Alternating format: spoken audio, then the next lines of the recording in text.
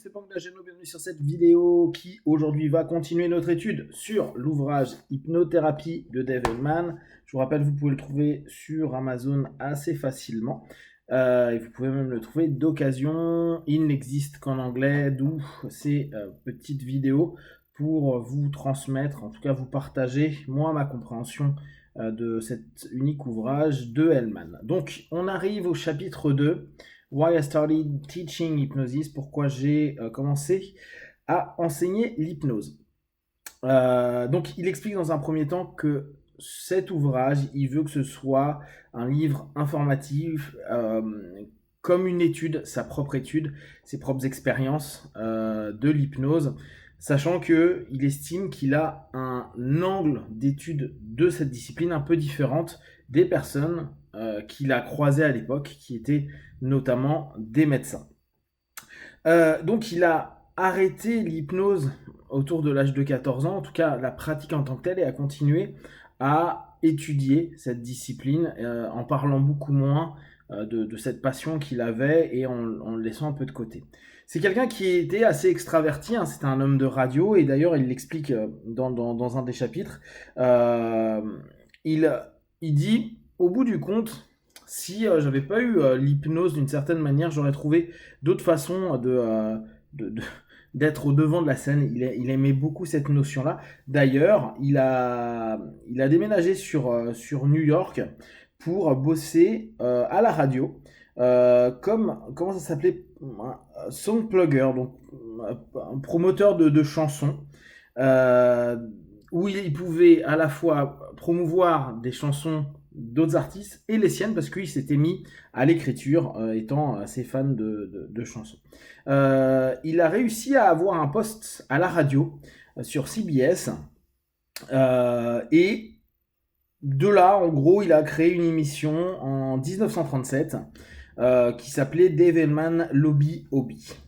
Bon, apparemment, il y a eu beaucoup de succès. En 1941, il y a eu un rachat de la chaîne radio, et ils ont voulu refaire une première émission avec ce nouveau promoteur. Et de là, ils se sont posé la question de savoir qu'est-ce qui pouvait être un peu sensationnel.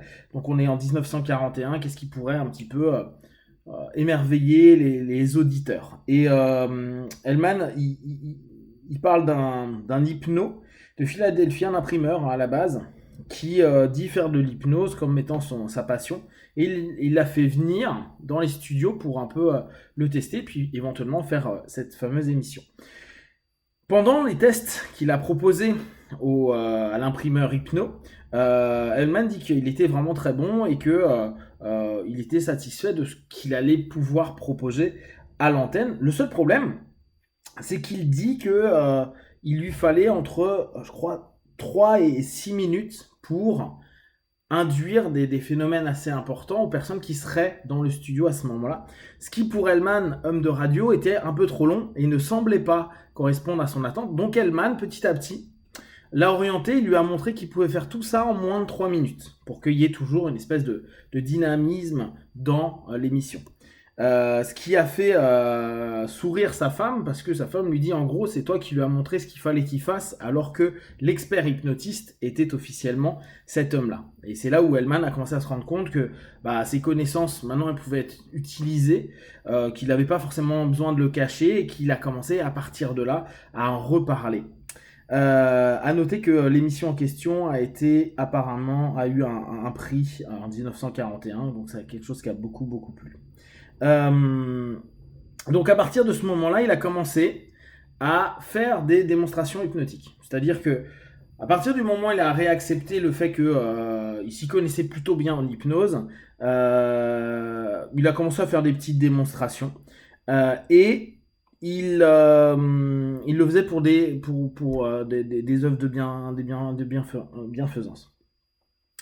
Apparemment, à un moment, il est allé sur une organisation au New Jersey, et pendant cette organisation, pendant ce petit spectacle qu'il a fait, parce que c'était de la scène, il a rencontré des médecins, et ces médecins sont venus le voir à la fin en lui disant, mais comment t'as pu faire pour hypnotiser les gens que t'avais sur scène, sachant que sur scène, il y avait certains de nos patients où nous, en hypnose médicale, on n'arrive pas à faire ce que tu es en train de proposer. Donc, qu'est-ce qui fait que ton hypnose, elle marche et que la nôtre ne fonctionne pas? Qu'est-ce que tu sais que nous, on ne sait pas? Ce à quoi il aurait répondu, on a étudié le sujet sous un angle différent. Si vous l'aviez étudié comme moi, vous auriez eu autant de succès que moi. Donc, à partir de là, apparemment, les docteurs voulaient que Hellman leur enseigne sa connaissance, ce qui, euh, ce qui, où lui, il n'était pas vraiment chaud pour l'idée. Et au fur et à mesure, les médecins sont régulièrement revenus à la charge.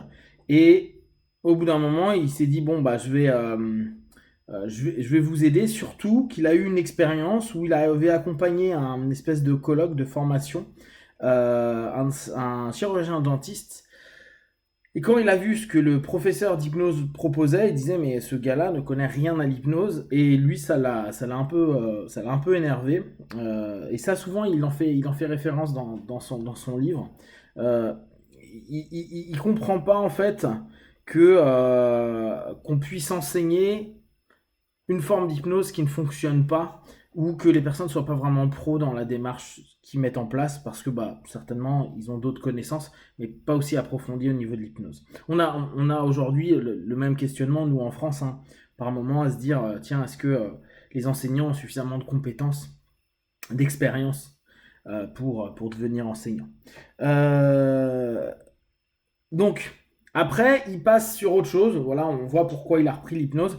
Il dit euh, en gros que tout le monde a déjà été au seuil de l'hypnose des milliers de fois et il reprend un petit peu pour recadrer, c'est une espèce de préto qu'il est en train de nous proposer.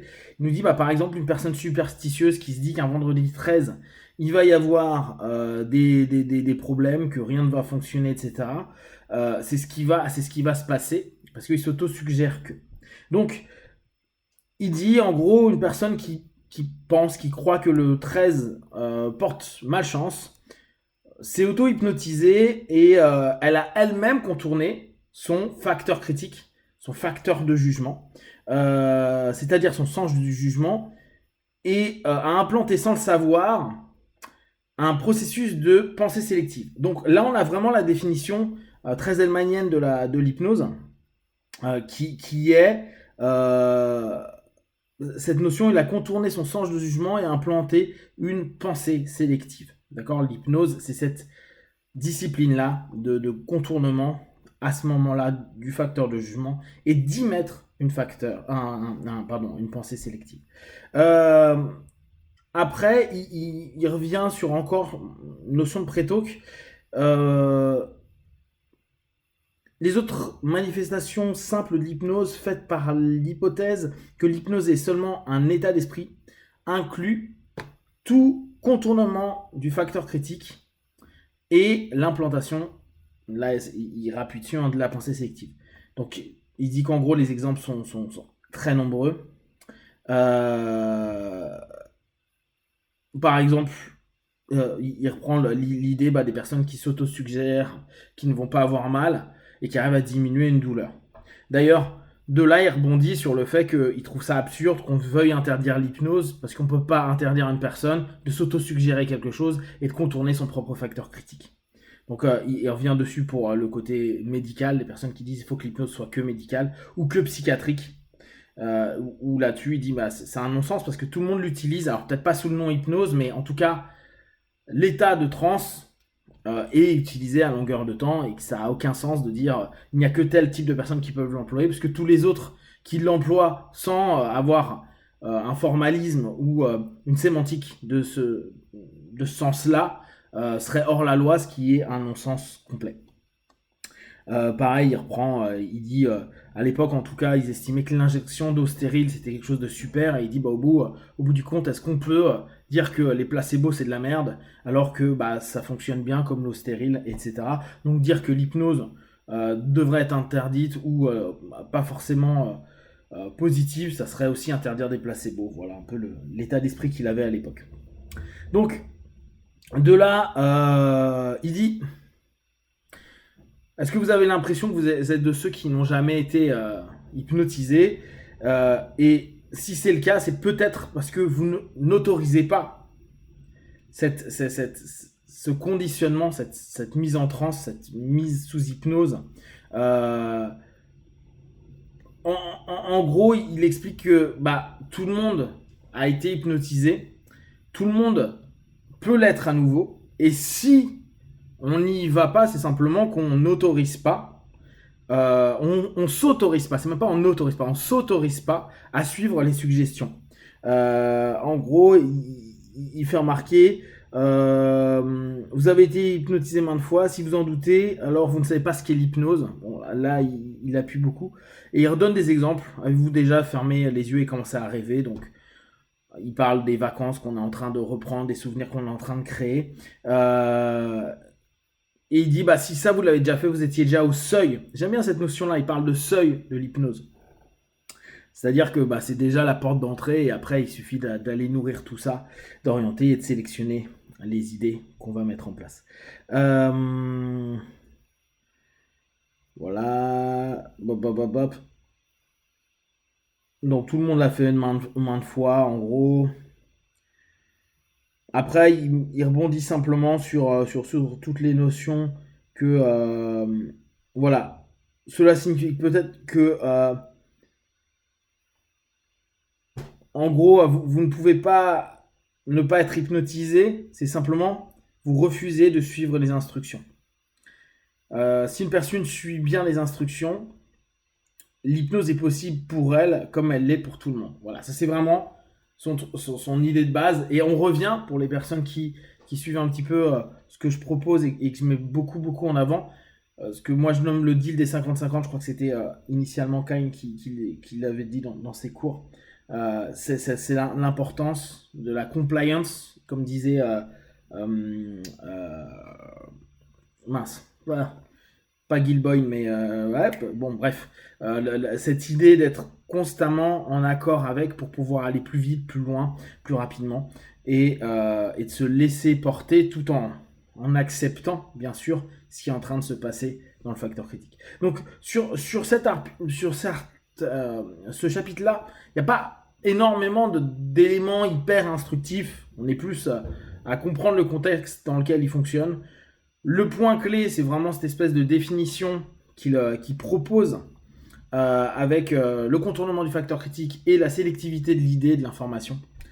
Kalbanian, voilà la personne dont je cherchais le nom. Et à partir de là,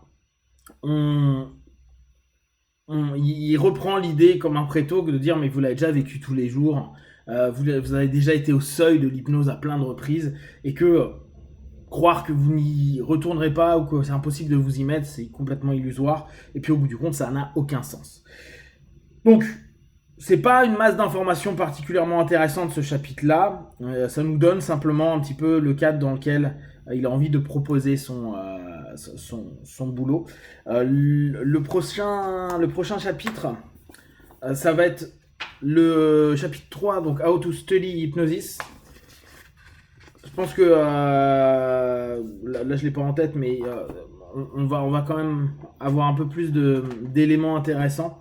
Ou en tout cas, on va commencer à avoir une structuration de ce qu'il attend, lui, des personnes qui travaillent en hypnose, étudient l'hypnose et vont mettre en pratique l'hypnose.